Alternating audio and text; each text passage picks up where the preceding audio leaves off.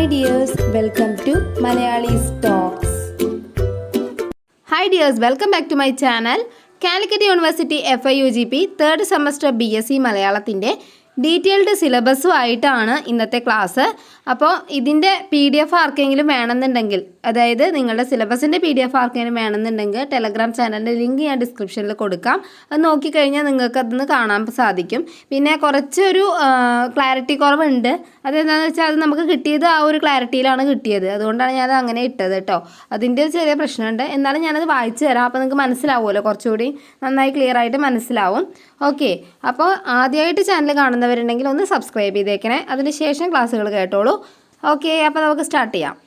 Okay, BScക്കാരുടെ Malayalam 3rd സെമസ്റ്ററിലെ ബുക്കിൻ്റെ പേര് കേരള സമൂഹവും ശാസ്ത്രജ്ഞാന പാരമ്പര്യവും എന്നതാണ്.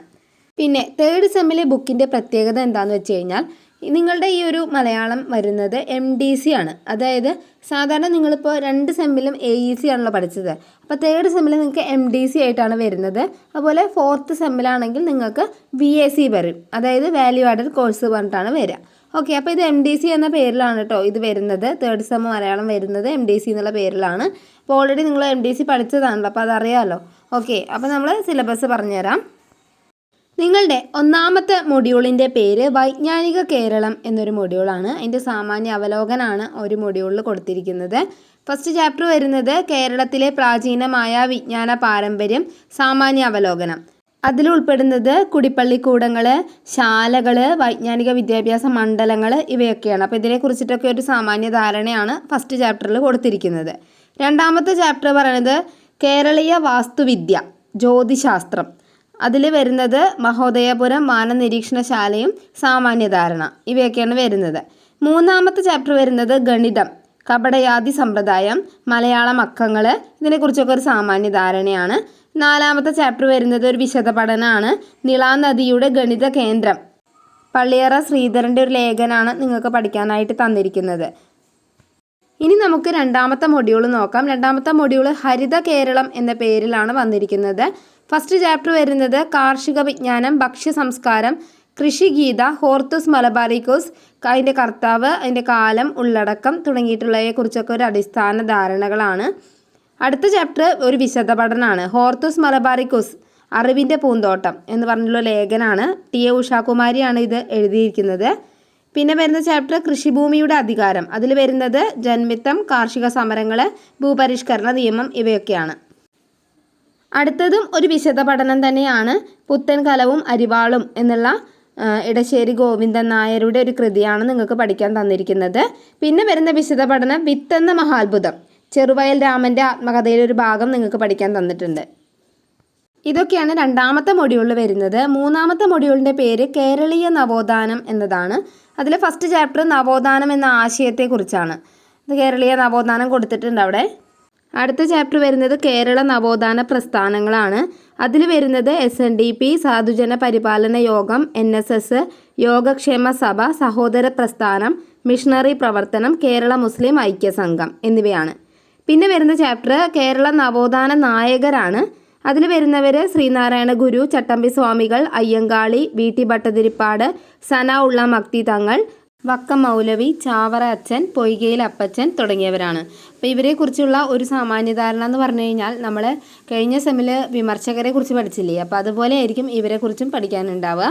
ഇനി അടുത്ത ചാപ്റ്റർ വരുന്നത് ഒരു വിശദ പഠനമാണ്, ചെറുകഥ, രസവിദ്യയുടെ ചരിത്രം. S. ഹരീഷാണ് ഇത് രചിച്ചിരിക്കുന്നത്. അടുത്ത മൊഡ്യൂള് ആധുനിക കേരളം എന്ന മൊഡ്യൂളാണ്. അതിൽ ഫസ്റ്റ് വന്നിരിക്കുന്നത് ആധുനിക വിദ്യാഭ്യാസം.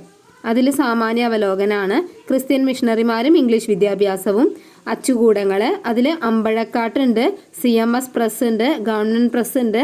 പിന്നെ സ്വാതി തിരുനാളിൻ്റെ രാജ്യസമാചാരം, പശ്ചിമതാരിക, വിദ്യാവിനോദിനി, കേരളീയ സുഗുണ ബോധിനി, ഭാഷാപോഷിണി, പാഠപുസ്തക കമ്മിറ്റിയും കേരളവർമ്മയും എന്നീ കാര്യങ്ങളൊക്കെയാണ് നിങ്ങളുടെ ആ ഒരു ഫസ്റ്റത്തെ ചാപ്റ്ററിൽ പഠിക്കാൻ തന്നിരിക്കുന്നത്.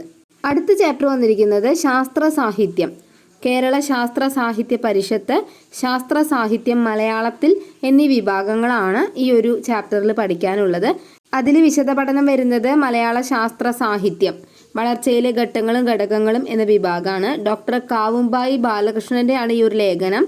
പിന്നെ ശാസ്ത്ര സാഹിത്യത്തിൻ്റെ ഭൂമിക മുതൽ വളർച്ചയിലെ ഘടകങ്ങൾ വരെയുള്ള ഭാഗം മാത്രമാണ് നിങ്ങൾക്ക് ആ ഒരു ലേഖനത്തിൽ പഠിക്കാനുള്ളൂ കേട്ടോ. അടുത്തതായിട്ട് ശാസ്ത്രം സാഹിത്യ രചനകളിൽ എന്നൊരു വിശദ പഠനമാണ് പഠിക്കാൻ തന്നിരിക്കുന്നത്. ഷിജു സാംബർഗീസ് ആണ് ഇത് എഴുതിയിരിക്കുന്നത്. ഇവിടെ വരുന്ന ഭാഗം എന്ന് പറയുന്നത് വാക്കിൻ്റെ ലോകങ്ങൾ അച്ചടി മലയാളത്തിൻ്റെ 200 വർഷങ്ങൾ എന്ന പുസ്തകത്തിലെ സയൻസും അച്ചടി ആധുനികതയും ശാസ്ത്ര സംവാദത്തിൻ്റെ കേരളീയ സാമൂഹ്യ ചരിത്രം എന്ന ലേഖനത്തിലെ ഭാഗമാണ് നിങ്ങൾക്ക് പഠിക്കാൻ വേണ്ടിയിട്ട് തന്നിരിക്കുന്നത്.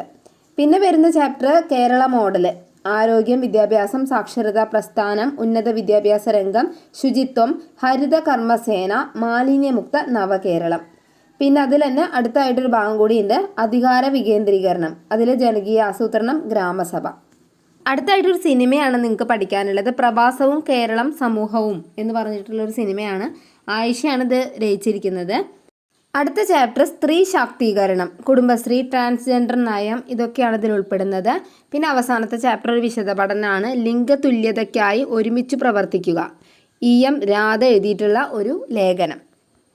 ഓക്കെ ഡിയേഴ്സ്, ഇതോടുകൂടി നിങ്ങളുടെ ചാപ്റ്റേഴ്സ് എല്ലാം അവസാനിച്ചു. ഇനി വരുന്നത് ഓപ്പൺ എൻഡഡ് മൊഡ്യൂളാണ്. അത് പിന്നെ നിങ്ങൾക്ക് അറിയാലോ, 2 സെമ്മിൽ നിങ്ങൾ ഏകദേശം ചെയ്തിട്ടുള്ള വർക്കുകളൊക്കെ തന്നെയാണ് അതിൽ വരുന്നത്. അപ്പോൾ ഇത്രയേ ഉള്ളൂ നിങ്ങളുടെ സിലബസ് എന്ന് പറയുന്നത്. ഇതിൻ്റെ PDF ഞാൻ ടെലഗ്രാമിൽ കൊടുത്തിട്ടുണ്ട്, ഒന്നുകൂടി ഓർമ്മിപ്പിക്കുകയാണ്. ഓക്കെ, എന്തെങ്കിലും സംശയം ഉണ്ടെങ്കിൽ കമൻറ്റിലൂടെ ചോദിച്ചാൽ മതി. എല്ലാവരും സബ്സ്ക്രൈബ് ചെയ്യുക, ഫ്രണ്ട്സിന് ഷെയർ ചെയ്ത് കൊടുക്കുക. Thank you for watching.